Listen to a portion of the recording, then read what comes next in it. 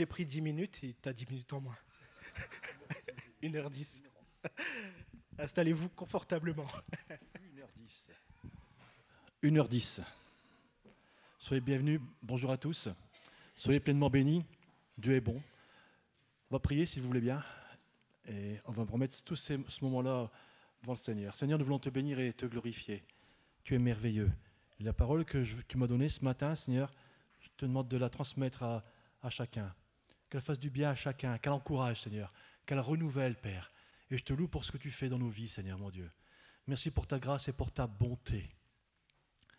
Merci, Seigneur. Dans ton cœur, tu as été abandonné par ton mari.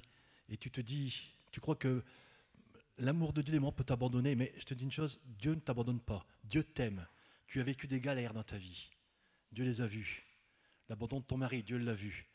Et tu te sens comme moins aimé, mais Dieu t'aime. Alors saisis l'amour de Jésus parce qu'il t'aime. Je te dis de la part de Jésus, je t'aime. Comprends ma sœur? Dieu t'aime. Alors ne reste pas sur cet amour que tu as perdu autrefois. Dieu t'aime. Sois béni. On va ouvrir la parole. D'accord? Aujourd'hui, je voudrais vous parler de Joseph. Mais je ne vais pas tout de suite parler de lui. Avant, j'ai parlé d'un rêve qu'un homme un jour a fait. Cet homme, pendant ce rêve, il porte une croix. Ceux qui sont anciens la connaissent. Il porte une croix et il avance dans son rêve. Et cette croix, elle ne lui convient pas. Elle lui convient pas. Puis il dit, Seigneur, enlève-moi cette croix, donne-moi-en une autre. Seigneur, enlève-moi cette croix, donne-moi-en une autre. Puis à un moment, il se trouve devant un tas de croix. Puis Dieu lui dit, bah écoute, jette-la et prends-en une autre, vu que tu en veux une autre. Alors tu as le gars qui jette sa croix. Il cherche, il en voit une. Ah, il dit, celle-là, elle est bien. Il la pose. Oh, elle me tranche le bras. Il la jette. Elle ne va pas. Il cherche dans le tas de croix, il en trouve une autre. Ah, celle-là, elle est bien. Il la prend. Oh là là, en porte-à-faux, il part en arrière. Donc ça ne va pas. Il la jette. Il en trouve une autre. Ah, celle-là, elle est petite. Il la prend. Est-ce qu'elle est lourde? Il ploie sur le pot de la croix. Il la prend, il la jette. Il en trouve une autre. Il la prend. Il marche. Ah, il dit, celle-là, elle est super. Elle est bien. Il dit, c'est celle-là que je veux. Eh ouais, Dédé. Et Dieu lui dit, mais c'est celle que je t'avais donnée. C'est celle que je t'avais donnée. On va prendre la parole, juste deux textes avant de prendre le message. Dans Matthieu, chapitre 16, verset 24. Alors Jésus dit à ses disciples, « Si quelqu'un veut venir après moi, qu'il renonce à lui-même, qu'il se charge de sa croix et qu'il me suive. »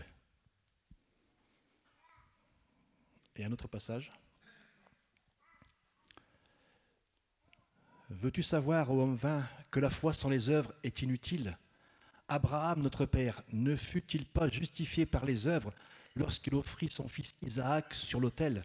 Tu vois que la foi agissait avec ses œuvres et que par les œuvres, la foi fut rendue parfaite. » Et plus bas, Rahab, la prostituée, ne fut-elle pas également justifiée par les œuvres lorsqu'elle reçut les messagers et qu'elle les fit partir par un autre chemin? Comme le corps sans esprit est mort, de même la foi sans les œuvres est morte. Bien souvent, on a donné à ce passage-là plein d'explications. Mais quand Dieu parle d'Abraham, il parle d'un homme qui va offrir son fils sur un autel. À un moment, Dieu va dire à Abraham, ton fils que tu aimes, offre-le-moi en sacrifice. Alors nous, on lit et on passe, c'est facile à lire. Mais est-ce qu'on peut se mettre 5 minutes, ou 2 minutes, allez, à la place d'Abraham, quand Dieu lui dit, offre-moi ton fils, pas l'autre, pas Ismaël, celui que tu aimes, offre-le-moi sur l'autel. Mais c'était la foi avec les œuvres. Et là, j'aimerais dire que la foi, d'accord, avec les œuvres, elle est vivante. C'est quoi l'œuvre? L'œuvre, c'est l'amour réel qu'on a pour Dieu, qui est mis en pratique. Parce que Abraham a aimé plus Dieu que son fils, parce qu'il était prêt à lui offrir. Rahab, pareil, elle a aimé plus le peuple de Dieu que son peuple elle-même. Et ça, il faut comprendre que la foi avec l'œuvre, c'est l'amour. L'amour manifesté, d'accord, l'amour que je vais vivre. Tout ça pour étayer quelque chose. On va commencer par Joseph, dans la parole de Dieu. On va prendre le premier passage, dans Genèse 37, 1 à 3. On va pouvoir l'afficher si ça marche. Voilà. Donc Jacob demeura dans le pays de Canaan où avait séjourné son père. Voici la postérité de Jacob, etc., etc. Zilpa, femme, le père avait... On va passer, c'est pas celui-là. Voilà, c'est celui-là qui est intéressant. Israël aimait Joseph. plus que tous ses autres fils. Donc déjà une préférence. Parce qu'il avait eu dans sa vieillesse. Et lui fit une tunique de plusieurs couleurs. Alors en ce temps-là, une fois j'avais parlé sur que Jacob avait en vue pour son fils une robe d'honneur. D'accord ? Et que Dieu avait pour finir pour son fils, que Dieu avait revêtu Joseph d'une robe d'autorité. Vous vous souvenez de ça ? La robe d'honneur, d'accord ? Et la robe d'autorité. Il faut savoir qu'en ce temps-là, Joseph, quand il était revêtu de sa robe, c'était une robe de dignité, parce qu'elle avait des longues manches. Une robe de couleur, une robe de distinction, donc une robe d'honneur, qu'il mettait à l'honneur parmi tous ses frères. D'accord ? Et c'était le plan de Jacob qu'un jour, Joseph reprenne la relève, reprenne le peuple. Jacob avait confiance plus en Joseph qu'en ses autres fils. Puis quand on voit l'histoire, un petit peu l'historique, on comprend pourquoi. D'accord ? Mais ce qui s'est passé entre deux, un jour, ce qui s'est passé, vous connaissez l'histoire. Quand Joseph est arrivé, les frères l'ont vu, jaloux de le voir, et ils l'ont pris, ils lui ont arraché la robe et dans la fosse. Et là, Joseph est dans la fosse. Quelques semaines avant, une caravane d'Ismaélites démarre d'un endroit précis, d'accord, pour arriver à un moment précis où on voulait tuer Joseph pour finir, on dit non, on va le vendre, comme quoi Dieu prépare tout d'avance, et c'est bien, ils le vendent, et Joseph il se retrouve en Égypte. Donc on va continuer un petit peu la lecture. Genèse 37, 23. Voilà, c'est ce que je viens de vous dire, d'accord ? Ils le dépouillèrent de sa tunique, de la tunique de plusieurs couleurs qu'il avait sur lui. Donc ses frères lui arrachent la tunique, d'accord ? Ils le jettent dans la fosse. Ensuite, on prend notre verset 37, 28. Au passage des marchands madianites, ils le tirèrent et firent remonter Joseph hors de la citerne et le vendirent pour 20 cycles d'argent aux Ismaélites qui l'emmenèrent en Égypte. Là, Joseph, il arrive en Égypte. Ma prédication est finie. Je vais vous raconter une histoire. Un jour, c'est un homme, il avait un jardin magnifique. Et dans ce jardin magnifique, il y avait plusieurs plantes d'ornement qui étaient belles. Mais il avait surtout un bambou. Un bambou qui s'élevait, mais haut, très haut, et large, très large, avec des gros troncs. Et ce bambou, il était majestueux, il était beau à voir. Et à chaque fois qu'il y avait quelqu'un qui venait chez lui, cet homme était fier de montrer le jardin magnifique qu'il avait. Il avait un jardin qui était merveilleux, avec des fleurs partout. Par contre, il y avait un endroit, je dirais qu'il faisait plusieurs mètres carrés, qui était mort. Et donc ça, il ne montrait pas. Mais il montrait à chaque fois ce bambou. Et les gens devant le bambou disaient, comment tu as réussi à faire un bambou comme ça ? Il fait, dans une terre comme ça, c'est merveilleux, c'est magnifique. Le bambou, il est merveilleux. Et le bambou était content. Il était fier de voir que son maître le montrait à chaque fois, qu'il le prenait comme modèle, il le prenait comme exemple. Le maître avait élevé ce bambou depuis qu'il était tout petit. Il l'avait élevé, il l'avait arrosé, il l'avait fait grandir, il avait mis de l'engrais, il avait creusé autour de lui. Et ce bambou était devenu grand, beau, majestueux. Une vraie plante d'ornement magnifique. D'une beauté, et les gens quand ils venaient voyaient ce bambou, ils disaient qu'est-ce qu'il est beau ce bambou, comment tu as réussi à faire ça? Et à chaque fois le maître était fier de montrer son bambou. Et un jour, il vient avec une hache et il commence à couper le bambou. Imagine-toi. Et le bambou il crie, mais pourquoi tu me fais ça? Qu'est-ce que je t'ai fait? Et le maître ne cherche pas à comprendre, il continue, il coupe le bambou, il taille. Et le bambou qui crie, bien sûr chez Mathis ça ne crie pas un bambou, mais imaginez un petit peu la scène, le bambou qui crie, pourquoi tu me fais ça? En quoi est-ce que j'ai fauté pour que tu me frappes? En quoi est-ce que j'ai fauté pour que tu me tapes à ce point-là? Pourquoi tu me coupes? Qu'est-ce que je t'ai fait? Pourquoi tu me fais ça? Et le maître ne dit rien, il coupe. Et le bambou est complètement détruit. Et le bambou dit, pourquoi tu m'as détruit? Qu'est-ce que je t'ai fait? En quoi j'ai fauté? Dis-moi, je ne comprends pas. Et le maître, il dit rien. Et le maître, tout doucement, il va couper le bambou. D'accord? Il va faire des tuyaux, il va faire des jambes, de chaque côté, jambes de force, et il va aller irriguer le jardin qui était mort, plus loin. Il va l'irriguer, et grâce à ça, marche pas? Grâce à ça, je dirais, merci pour le micro. Grâce à ça, le jardin qui était mort d'un côté, il va être arrosé en eau. Et cette eau va ramener la vie à ce jardin, et le jardin va vivre. J'aimerais dire que d'une plante d'ornement, d'une plante majestueuse, d'une plante qui était belle, Dieu en a fait une plante utile. On a fait quelque chose d'utile pour le jardin.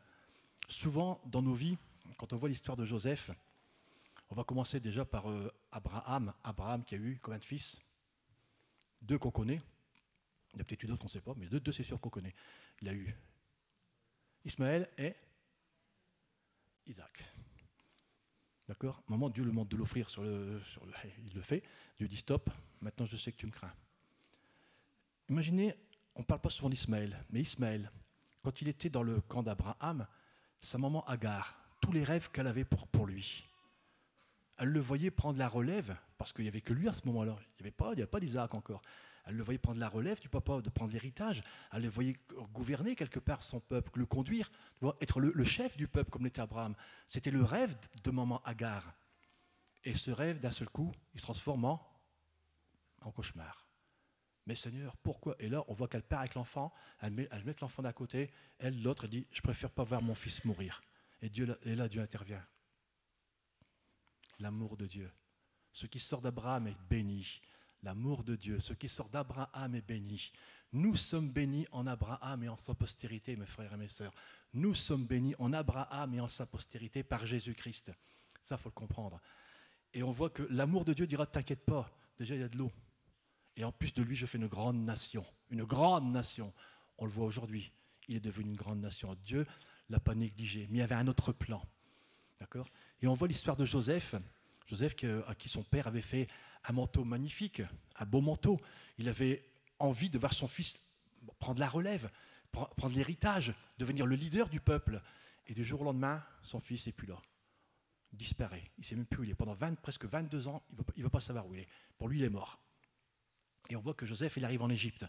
Il arrive en Égypte et là, il est acheté par Potiphar. Je vous fais parler un petit peu pour que je vous endors. Je ne voudrais pas que vous dormiez. Mais Potiphar l'achète et il le met à l'œuvre, comme tout le monde, comme tout esclave. Et on voit là tout doucement que Joseph, ce qu'il fait, lui réussit. Dieu est avec lui. Dieu le soutient. Dieu l'aide.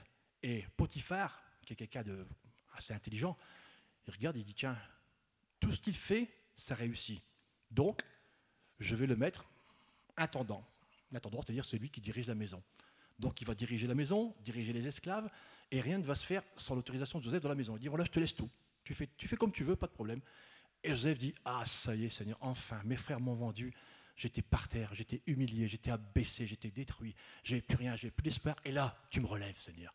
Et là, tu me relèves. Et là, tu me renouvelles, Seigneur mon Dieu. Merci pour ta présence. Merci pour ce que tu me donnes aujourd'hui, Seigneur. Parce que je me retrouve là, à la tête de tout. On aurait pu dire, Alléluia, j'ai réussi. Combien de fois dans nos vies, Alléluia, j'ai réussi. Enfin, je suis libéré. Seulement, il y avait Madame Potiphar. On ne donne pas son prénom. Hein. On va l'appeler Madame Potiphar. Et Madame Potiphar va tout foutre par terre. Elle va arriver, je ne vais pas rentrer dans le détail. Elle va vouloir le séduire. Lui, il va vouloir être juste. Donc, il va dire non, je ne pécherai pas. Et le fait d'avoir été juste, le fait d'avoir été droit, le fait d'avoir été chrétien, quelque part, entre guillemets, hein, ce n'était pas le cas, là, mais il va se retrouver en prison. Oh, quelle bénédiction. Tu veux faire le bien. Tu veux être juste. Tu veux être droit. Tu veux obéir à ce que Dieu dit. Et pof, tu te retrouves en prison. Imagine-toi un petit peu ce qui se passe dans le cœur de Joseph. Ce qui peut se passer dans sa tête à ce moment-là. Seigneur, t'es où? Seigneur, tu m'avais béni et puis tout s'effondre. Seigneur, tu m'avais relevé, tout tombe. Seigneur, tu m'avais réaffermi et tout se casse la figure. Pourquoi? Et puis là, pas de réponse de Dieu. Pas de réponse de Dieu, rien. Je pose la question, est-ce que Dieu l'aime? Est-ce que Dieu l'aime? Ben oui, Dieu l'aime. Dieu l'aime. Et pourtant, Joseph est en prison, mais Dieu l'aime. Pourtant, Joseph, il n'y a rien qui va, mais Dieu l'aime. Pourtant, Joseph est peut-être découragé, peut-être démoralisé. Il aurait pu penser à sa robe de couleur d'avant. Il aurait pu se dire, il a pu avoir cette nostalgie de dire, oh Seigneur, j'avais une robe. Combien j'aimerais ravoir cette robe. Combien j'aimerais être réhonoré par mon Père. Combien j'aimerais être distingué par rapport aux autres. Il aurait pu avoir dans sa tête cette nostalgie. Ce n'est pas écrit dans la parole, mais on peut imaginer. Parce qu'on peut imaginer tout ce qui peut passer dans la tête quand tu te retrouves en prison, quand il n'y a plus rien qui va, quand tu es tout seul comme un malheureux, quand tu es abandonné, quand tu traverses un désert dans ta vie, quand dans le désert, tu cries à Dieu, puis Dieu ne répond pas. Tu te demandes, mais Seigneur, mais pourquoi tu ne me réponds pas? Mais Dieu, il y a des raisons pour ça. Parce que Dieu t'aime et parce que Dieu m'aime. C'est pour ça qu'il ne répond pas. C'est parce qu'il veut de ce que tu es faire quelque chose de mieux. Un jour, il y avait quelqu'un qui était devant une pierre. Et puis, il regardait cette pierre. C'était un sculpteur. Puis, il y avait plein de gens autour. Puis, il regardait, il fait, pourquoi tu regardes la pierre? Il fait, parce que moi, je vois déjà dedans ce que je vais faire. J'aimerais te dire dans ta vie, Dieu voit déjà ce qu'il va faire de toi, ce qu'il va faire de moi. Dieu le voit. Dieu voit dans des années, dans 2 ans, 4 ans, 5 ans, 6 ans. Pour moi, ça fait 40 ans, mais il voit ce que tu vas devenir. Simplement, crois-le jusqu'au bout, crois-le jusqu'à la fin parce que Dieu t'aime. Et dans son amour, il te prépare pour quelque chose que tu n'as même pas la pensée de ce que tu seras. Tu ne sais même pas ce que tu vas être, mais Dieu le sait. Et à un moment, il va se servir de toi, même pour une seule chose, même pour ramener une seule âme, mais au moins il l'aura ramenée par toi. La gloire de Dieu se manifestera par toi. Pourquoi? Parce que Dieu te prépare. Dieu te prépare comment? Alors là, Dieu nous prépare comment? Petit passage, c'est bon ça. Daniel 12, 10.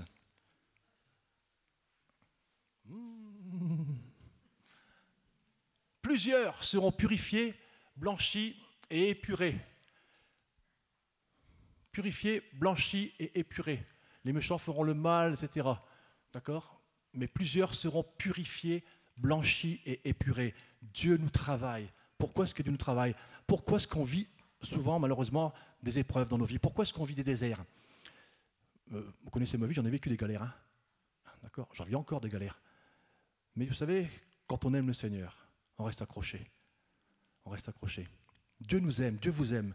On reste accroché malgré tout. Pourtant, ça fait mal. Des moments, l'autre jour, je parlais avec une sœur, on disait Dieu est bon. Tu te rappelles? Bon, elle me disait, des moments, ce serait bien que Dieu soit un peu plus bon. Puis on est d'accord. Mais c'est vrai, des moments, on a l'impression que Dieu n'est pas si bon que ça pour finir. On a l'impression que Dieu nous laisse dans nos galères pour finir. D'accord? On a l'impression que dans une épreuve, et puis tu as une épreuve, puis tu en as encore une autre qui te vient dessus, puis tu en as encore une autre qui te vient dessus, et puis quand tu sors de là, tu as des épreuves, avant tu étais là, dans l'eau, maintenant tu es là, puis maintenant tu as de l'eau tu as juste de quoi te sortir le nez pour respirer, je veux dire, quelque part. Puis Seigneur, mais j'en peux plus. Puis Dieu te dit, t'inquiète pas. Même quand il y a la tempête, même quand elle est forte, je suis là. Mais c'est moi qui conduis. Donc Seigneur, laisse-toi conduire. Et on voit justement ce Joseph qui avait ce rêve, cette nostalgie, cette envie peut-être de revêtir encore cette belle robe qu'il avait. Il pensait peut-être à ce que son père lui refasse une nouvelle robe. Il pensait certainement à sortir de là où il était. Et pourtant, il se retrouve en prison. Et là, malheureusement, quand il est en prison, vous connaissez l'histoire, c'est la galère, parce que la prison, c'est pas tout beau, tout rose. Mais pourtant, il y a une chose qui est importante quand il est en prison. C'est qu'il était dans la prison des prisonniers du roi. Je ne vais pas le lire. Il était dans la prison du prisonnier du roi. Comme par hasard, parce qu'il y avait plusieurs prisons. Il y avait la prison des délinquants, mais dans la prison des prisonniers du roi. Donc, tout doucement, il va s'approcher. Il faut savoir que chez Potiphar, il a été nommé le second après Potiphar. D'accord? D'accord, hein? Dans la prison, le chef, le responsable de la prison, le gardien de la prison, il va voir que Joseph, tout compte fait, c'est quelqu'un d'intelligent. Et que le peu qu'il fait, ça marche, ça réussit, ça va, ça fonctionne. Il dit, tiens, Joseph, il va vers... Je te mets en responsabilité de la prison. Tout ce que tu feras, tout passera par toi maintenant. Rebelote. Il est nommé le second, après le chef des gardes, dans la prison. Et là, il reste là. Bien sûr, comme je disais tout à l'heure, il aurait pu penser encore à sa belle robe, la belle robe qu'il avait, la belle robe d'honneur que son père l'avait revêtue, cette belle robe qui était à lui, que son père lui avait fait sur mesure. Elle était belle, cette robe. Il était honoré par cette robe, il était distingué par cette robe. Mais ce n'est pas celle que Dieu voulait lui donner. Rappelez-vous, le tailleur de pierre. Un jour, il a sorti sa statue, il a sorti son chef-d'œuvre. Et les gens, quand ils l'ont vu, disent « Ah ouais, tu as fait quelque chose de bien. Hein » Alors il dit « Non, il fait, j'ai rien fait, c'était déjà dedans. Mais moi, je voyais ce que ça allait devenir après. » Et Dieu voit dans ta vie ce que tu vas devenir. C'est comme ce tailleur de pierre. Imagine-toi un petit peu, on est une pierre, d'accord? Et Dieu va nous façonner. Imagine-toi. Mais attends, pourquoi tu me tapes? Mais c'est ça, le tailleur de pierre. Si la pierre pouvait parler, elle dirait j'ai mal. Pourquoi je souffre? Pourquoi je suis frappé? Qu'est-ce qui fait que j'ai reçu des coups de marteau, des coups de ciseaux, des coups de burin? Mais c'était pour former cette pierre. L'amour de Dieu, c'est ça. Dieu veut nous former. Dieu veut nous apprendre. Dieu veut nous préparer. Moïse a mis 40 ans pour être préparé. Alors on dit, ouais, mais moi je suis à 80 ans, je ne peux pas. Caleb avait 80 ans, qu'est-ce qu'il a dit? Je suis aussi robuste qu'à 40 ans. Bah oui, c'est ce qu'il a dit Caleb. Et regardez Caleb, aussi robuste qu'à 40 ans. Est-ce qu'on met quelque part dans la Bible et Caleb mourut à tel âge? Nulle part vous le trouverez. On ne sait pas à quel âge il est mort. Mais il était aussi robuste à 80 ans qu'à 40 ans. Pourquoi? Parce que Dieu l'avait gardé. Parce que c'était quelqu'un de juste, quelqu'un qui a marché, quelqu'un qui avait fonctionné. Dieu avait déjà son plan pour lui. Parce que le jour où il a vu qu'ils avaient été faire un tour à Canaan, et quand ils sont revenus, il n'y avait que lui et Josué qui étaient d'accord pour foncer, pour aller accaparer le pays, pour attraper le pays. On va gagner. C'était les deux. Et Et les 40 ans qu'il a perdu dans les airs, Dieu les a multipliés, ces 40 ans. Vous savez, il n'y a pas de fin dans le service. On sert Dieu jusqu'au bout. On sert Dieu jusqu'au bout, parce que Dieu se sert de nous jusqu'au bout. Il n'y a pas de personnes âgées, il n'y a pas de vieilles personnes, il n'y a pas de plus vieux. Non, Dieu se sert de toi et de moi jusqu'au bout. Jusqu'au bout. Et combien on a vu des moments, des gens qui nous ont fait du bien dans leur vieillesse, à cause de l'expérience qu'ils avaient, que nous, on n'avait pas. Et combien ça nous a fait du bien, ça. Et pareil pour eux. Ensuite, on voit ce Joseph, donc toujours ce Joseph, qui avait toujours cette envie, ce rêve. Dieu va le former tout doucement. Joseph est un homme qui a été humilié. D'accord ? Joseph est un homme qui a été abaissé. Du jour au lendemain, tout ce qu'il avait avec son père, c'est tombé, plus rien. Vrai ou faux ? Plus rien. De leader, quelque part, de plan de leader qu'il avait de son père, on voit que Joseph, il se retrouve avec plus rien. Il est en Égypte, il n'a plus rien qui est à lui. Il a tout perdu. Moïse a tout perdu. Et souvent, on pense que, voilà, je ne suis pas digne, Seigneur, je ne suis plus digne, j'ai tout perdu, regarde, je ne suis plus digne d'être ceci, je ne suis plus digne de te servir parce que j'ai tout perdu. Alors, tu as des prédications qui vont dire, ouais, tu n'as pas su garder ce que Dieu t'avait donné. Donc, c'est pour ça. Moi, ces prédications-là, je dis, franchement, je les fous à la poubelle. Parce que si tu dois garder les choses, c'est de simplement garder Jésus dans ton cœur, et c'est lui qui te renouvelle, et c'est lui qui te rétablit, et c'est lui qui te fortifie. Tu n'as rien à produire de bon, d'accord ? On ne peut rien produire de bon. Si tu produis, tu es sous la loi. Au contraire, tu acceptes que ce Jésus a fait pour toi dans ta vie. Tu l'acceptes et tu le fais tien. C'est ça la foi. Et tu aimes Jésus à travers la foi qui va devenir la foi avec les œuvres. Et ces œuvres-là, Jésus les veut dans nos vies. Il les a préparées d'avance. C'est lui qui les a préparées d'avance pour que toi et moi, on les pratique. Et ce Joseph, un jour en prison, là, il a appris des choses. Il a appris l'humilité, il a appris le pardon, il a appris à supporter la souffrance, il a appris à supporter la douleur. D'accord ? Et au fil du temps, un jour, il y a 2 prisonniers qui arrivent. Il y avait un boulanger, on va dire, et puis un gars qui donnait à boire la coupe. D'accord ? Et les deux font un rêve. Et Joseph va leur expliquer le rêve. Et puis il va dire à les chansons, surtout, rappelle-toi de moi quand tu seras sorti. Hein. Il dit, ouais, t'inquiète pas. Ouais, la Bible dit qu'il l'a oublié. De moi, je ne sais pas, quand vous arrivez, vous dites bonjour à quelqu'un, tu fais 2 mètres, tu reviens, il te redit bonjour. Tu dis, on est vite oublié, on n'a pas fait 2 mètres. Et lui était oublié. 2 ans d'oubli. Mais Dieu avait un plan. Pourquoi Joseph n'a pas servi à Dieu tout de suite ? Pourquoi Dieu ne l'a pas oint tout de suite là où il était, avec son père, au lever la belle robe ? Pourquoi Dieu ne l'a pas oint tout de suite ? Pourquoi Dieu ne l'a pas oint quelques jours après ? Pourquoi Dieu ne l'a pas oint quand il était chez Pharaon ? Pourquoi Dieu ne l'a pas oint quand il était en prison ? Dieu avait un plan. Dieu voyait l'homme qu'il allait devenir. Dieu voyait la personne qu'il allait devenir. Et le jour où il s'est passé le rêve que Pharaon fait, là, ils appellent Joseph. Et là, on voit simplement que Joseph est revêtu d'une tunique. Vous savez, le rêve du Père, le rêve qu'on a pour nos enfants. On veut que nos enfants réussissent. On a un rêve. Le rêve, c'est de voir nos enfants faire ceci, faire cela, être docteur, être médecin, être chirurgien, je sais pas, banquier, bref, rapporter du fric. Voilà, quelque part, c'est ça qu'on veut. Mais l'homme a beaucoup de projets. Mais c'est la volonté de Dieu qui s'accomplit. Et ça, il faut savoir l'accepter. C'est pas évident. Quand tu vois ton enfant, que tu prévois telle ligne pour lui, et que malheureusement, il s'éloigne de cette ligne et il prend une autre ligne. Mais tant, Seigneur, c'est pas ce que je t'ai demandé. Mais Dieu, il sait, mais t'inquiète pas, moi, là où je vais le mettre, il va me servir. Il va rapporter du fruit. Et plus tard, quand il sera là-haut, tu seras heureux de le rencontrer là-haut. Et tu pourras le prendre dans tes bras. Tu diras, heureusement que tu ne m'as pas écouté des moments. Je ne dis pas que c'est toujours bon, hein, mais des moments quand on donne une trace, on trace le chemin de nos enfants, on le fait de bon cœur, on le fait de tout notre cœur parce qu'on les aime. Ils en prennent un autre. C'est tout. Vous savez, mon père voulait faire de moi un coureur cycliste. C'est fatigant. Attendez. Ah oui, je suis trompé, ouais. Ah mais j'ai pas voulu. Hein. Non, quand tu vois les gars ils sortent de là sans sueur, ils n'en peuvent plus, ils se dégoûtent comme mon pouce, mais sinon c'est bon. Non, j'ai pas voulu. Et pourtant, c'était son rêve. Et pourtant, je suis ce que je suis aujourd'hui. Hein. Là, je suis à la retraite. Tant mieux, merci Seigneur. Ouais. Comme quoi, Dieu prévoit les choses. Et c'est Dieu qui agit. Souvent, quand on est dans l'épreuve, on passe dans un désert, on n'en veut pas. On veut bien la formation de Dieu, mais une bonne formation. Une formation qui nous caresse dans le sens du poil. On veut bien cette formation-là. On veut bien avoir une formation qui soit douce, agréable. Seulement, l'épreuve, elle n'est pas forcément douce et agréable dans nos vies. Quand l'épreuve vient, l'épreuve, elle est là. Puis on dit, Seigneur, comment ça se fait que j'ai telle épreuve dans ma vie ? Alors je vous en parle parce que je peux vous en parler parce que je suis passé par plein de choses. Et quand tu es une, ça va. Mais quand tu en as deux, tu en as trois, tu en as quatre, tu en as cinq, tu te dis, ouf, Seigneur, qu'est-ce qui m'arrive? Seigneur, qu'est-ce que je t'ai fait? Seigneur, pourquoi ça m'arrive? Et malheureusement, Dieu veut te conduire. Dieu veut nous conduire. Dieu veut nous conduire dans ses voies à lui. Et Dieu est bon. Dieu est bon. Dieu est bon, frères et sœurs. Dieu est bon. Et n'oublions pas que Dieu est bon. On va prier pour notre sœur là-bas qui n'est pas bien, si vous voulez bien. Seigneur, pose ta main sur ma sœur là-bas, Seigneur, au nom de Jésus-Christ, et que tu puisses la renouveler dans son corps. Fais-lui du bien, Seigneur. Fais-lui du bien dans son être entier. Relève-la, renouvelle-la au nom de Jésus-Christ, Seigneur. Merci, mon Dieu, parce que tu es celui qui prend soin de tes enfants. Et nous avons confiance en toi, Seigneur.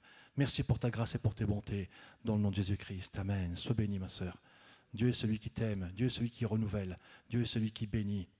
Et on voit que Joseph, il est élu par Pharaon comme étant le second après lui. Il était chez Potiphar, il était le second. Dieu l'avait préparé. Il était en prison, il était le second. Et maintenant, il est le second dans le peuple d'Égypte. Il va gouverner l'Égypte. Vous savez, quand Dieu nous conduit, on n'est pas toujours d'accord pour passer par le désert. On prend l'exemple de Jésus. Bien qu'il soit fils, la Bible nous dit, on va le lire, c'est intéressant, parce que j'ai plein de versets, mais bon. Dans Hébreux 5, 1 à 9. En effet, tout souverain sacrificateur pris du milieu des hommes est établi par les hommes pour le service de Dieu, afin de présenter des offrandes et des sacrifices pour le péché. Il peut être indulgent pour les ignorants et les égarés, puisque la faiblesse est aussi son partage. C'est à cause de cette faiblesse qu'il doit offrir des sacrifices pour ses propres péchés, comme pour ceux du peuple. Nul ne s'attribue cette dignité s'il n'est appelé de Dieu, comme le fut Aaron. Et Christ ne s'est pas non plus attribué la gloire de devenir souverain sacrificateur, mais il la tient de celui qui a dit « Tu es mon fils, je t'ai engendré aujourd'hui ». Comme il le dit ailleurs, « Tu es sacrificateur pour toujours, selon l'ordre de Melchisédek ». C'est lui, donc Jésus, qui dans les jours de sa chair, ayant présenté avec de grands cris et avec larmes des prières et des supplications à celui qui pouvait le sauver de la mort, et ayant été exaucé à cause de sa piété, a appris, bien qu'il fût fils, l'obéissance par les choses qu'il a souffertes. On va arrêter là. C'est de Jésus que ça parle. Quand est-ce que Jésus a pu subir cette souffrance pendant son ministère terrestre? Bon, c'est écrit pourtant. Alors j'ai cherché, dit Seigneur, où est-ce que tu as souffert? Et là j'ai reçu dans le désert. Dans le désert. Jésus dans le désert, pendant 40 jours, qu'est-ce qu'il fait? Il ne mange pas. Mais il ne boit pas non plus. Il n'était pas à côté d'un lac où il buvait, c'est pas marqué qu'il était à côté d'un lac en train de boire un coup. Il n'est pas marqué, non, il dit qu'il est dans le désert. Dans le désert, tu as du sable. Et quand tu as du sable, tu n'as rien d'autre. Et là, malheureusement, il a dû crier à Dieu. Parce qu'il faut savoir que Jésus était homme, mais était aussi Dieu. Il a dû crier à Dieu, Seigneur, que je ne meure pas. Seigneur, mon corps t'appartient, ma vie, elle t'appartient. Il a compté sur Dieu. Il s'est confié en Dieu. Là, ensuite, il y a eu dans le jardin d'Éden, quand il était Seigneur, que cette coupe puisse s'éloigner de moi. Là aussi, il a dû crier à Dieu, Seigneur, que cette coupe s'éloigne de moi. Seulement, pas ma volonté, mais la tienne. C'est pour ça qu'aujourd'hui, Jésus peut nous comprendre. Vous savez, quand on souffre aujourd'hui, quand tu passes par des galères, quand tu passes par la souffrance, quand tu passes par le rejet, quand tu passes par l'angoisse, quand tu passes par la dépression que tu caches, mais que Dieu voit dans ton cœur, quand tu passes par un burn-out que tu caches, mais que Dieu voit dans ton cœur, quand tu passes par une détresse que tu caches, mais que Dieu voit dans ton cœur, quand tu passes par un moment où tu te dis les autres ne me regardent pas, ne me côtoient pas, ne m'aiment plus, Dieu le voit dans ton cœur. Quand on passe par toutes ces choses-là, par la maladie, par les problèmes financiers, par les problèmes de santé, quand on passe par toutes ces choses-là dans nos cœurs, d'accord, quand on vit ce désert-là, d'accord, on dit, mais Seigneur, pourquoi? Mais Dieu est en train de nous façonner. Dieu est en train de te façonner parce qu'il t'aime. Justement parce qu'il t'aime. Souvenez-vous de ce bambou qui a été détruit. Détruit peut-être, mais pour une bénédiction. Pour une bénédiction qui allait avoir lieu plus loin dans un jardin. Il y avait un bambou magnifique. Ce bambou était cassé pour arroser le jardin. De plantes d'ornement, de belles plantes, Dieu en a fait quelque chose d'utile. Et Dieu veut faire quelque chose d'utile dans ta vie. Il veut te rendre utile. Parce que tu es utile pour Dieu en vérité. Tu es utile pour Dieu. Alors souvent, je vais pratiquement arrêter là, mais maintenant je vais vous donner quelque chose d'autre, d'accord? Souvent dans nos vies, on est en couple, on marche en couple, et on va dire, l'homme avance bien, la femme avance moins bien. L'homme avance plus dans l'esprit, la femme peut-être moins. Et dans d'autres cas, la femme avance bien et l'homme avance moins vite. La femme avance mieux et l'homme traîne un peu de la patte. On me dit, mais Seigneur, comme j'aimerais voir mon mari, comme j'aimerais voir ma femme devenir comme ça, comme ci, comme li, comme là, de devenir rempli de l'esprit. Et c'est une soif que certains ont dans leur cœur, de voir leur conjoint être rempli de la présence de Dieu. Et malheureusement, ça galère, ça galère, ça galère. Je ne t'inquiète pas. Non, t'inquiète pas. Même s'il ne va pas bien, il est sanctifié par ce que tu fais. Tu le sais ça? C'est écrit dans la parole. D'accord? Il est sanctifié par qui tu es. Ouais, mais il marche moins bien, Seigneur. Elle marche moins bien. T'inquiète pas. Il ou elle est sanctifié par ta vie. C'est écrit. Autrement, ce ne serait pas juste. C'est marqué dans les Corinthiens. Il dit que le non-croyant est sanctifié par le croyant. Là, il croit, donc il est encore plus sanctifié. T'inquiète pas pour ça. Il est à part. T'inquiète pas. Il est à part. Simplement, crois que Jésus transforme son cœur. Crois que Jésus transforme sa vie. Souvent, dans nos couples, d'accord, je pense que c'est complètement à part, on n'a pas dit qu'elle soit terminée. Souvent, dans nos couples, on est, comment dire, tu vas, par exemple, recevoir quelque chose de quelqu'un, je vais te faire une remontrance, tu vas l'accepter. Mais alors, si c'est ta femme ou ton mari qui te le fait, t'as vu comment tu me parles? T'as vu comment tu t'adresses à moi? Pourtant, moi, je te l'ai fait juste avant, ça t'a rien fait. Comment ça se fait que dans le couple, des moments, on se chamaille pour des pacotilles, on se chamaille pour des bêtises? Comment ça se fait que le diable réussit? Une fois m'a donné une vision, le Seigneur. Je voyais le diable qui mettait des briques, qui maçonnait un mur entre les couples pour justement les séparer, pour empêcher qu'ils soient un. La Bible dit que la corde à 3 fils ne se casse pas facilement. Mon frère, ma sœur, toi, ton mari, ta femme et Jésus au milieu à 3, la corde à 3 fils ne se rompt pas facilement. Et 2 peuvent lui résister, s'il est tout seul, 2 peuvent lui résister. C'est pour ça qu'il faut toujours être unis dans le couple, malgré nos différences, malgré ce qui peut nous désunir, malgré nos incompréhensions, malgré nos remontrances.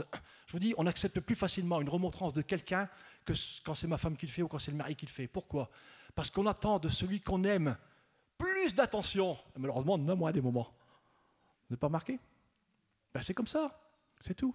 Et moi, je réagis comment dans ce cas-là? Mon cœur, il est comment dans ce cas-là? Vous savez, dans le couple, pourquoi je parle du couple? Parce que c'est comme ça, Seigneur m'a montré les choses, c'est pour ça que je me permets.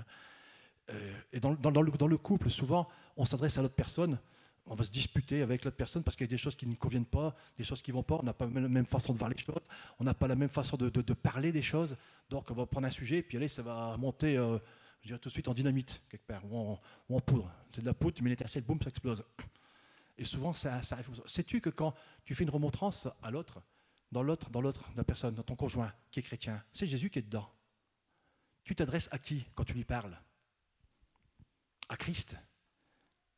Tout ce que vous avez fait à l'un de ses plus petits, dira Jésus, c'est à moi que vous l'avez fait. Tout ce que je fais à mon conjoint, alors on va dire, ouais, quand tu es une autre, t'exagères.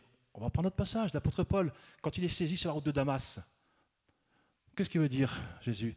Je suis Jésus que tu persécutes. Est-ce qu'il est en train de persécuter Jésus? Non. Non. Ben non. Jésus était parti. Non, il persécutait l'Église. Il persécutait les chrétiens. Dieu, à travers Jésus-Christ, s'identifie à chacun d'entre vous, chacun d'entre nous. Et quand moi, je parle mal à ma femme, je parle mal à Christ. Quand ma femme me parle mal à moi, ce n'est pas le cas elle-même. Ne t'inquiète pas, on s'aime. Non, Thibaut dit non. Je vais rester compte après. Mais quand je parle mal à ma femme, je parle mal à Christ. Et quand ma femme me parle mal, elle parle mal à Christ. En moi, il y a Jésus. Ah oui, t'es sûr? Ouais. Le Saint-Esprit, il est où? En nous. Donc, en nous, il y a Christ. En nous, il y a Christ. En chacun de nous, il y a Christ.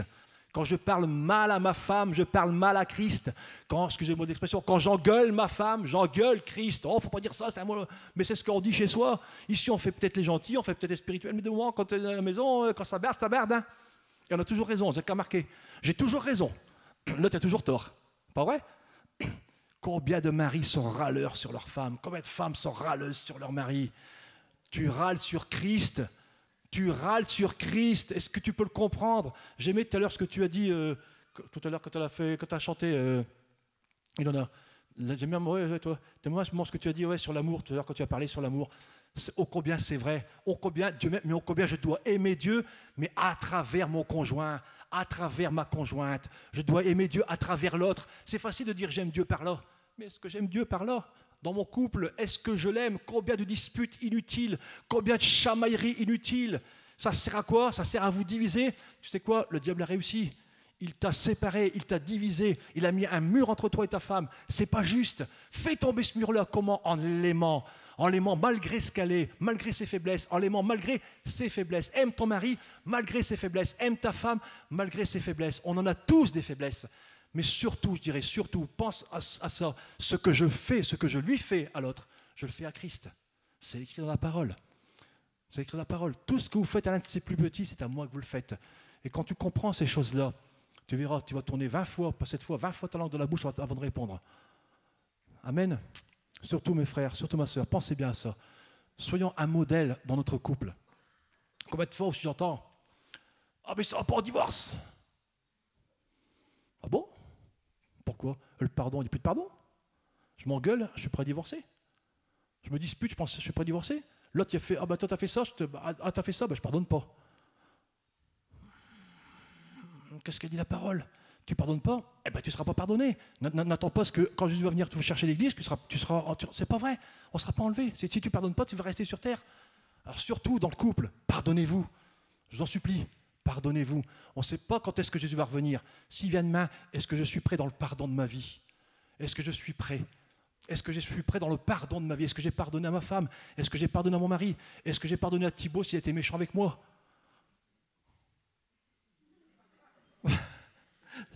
Non, c'est pas le cas.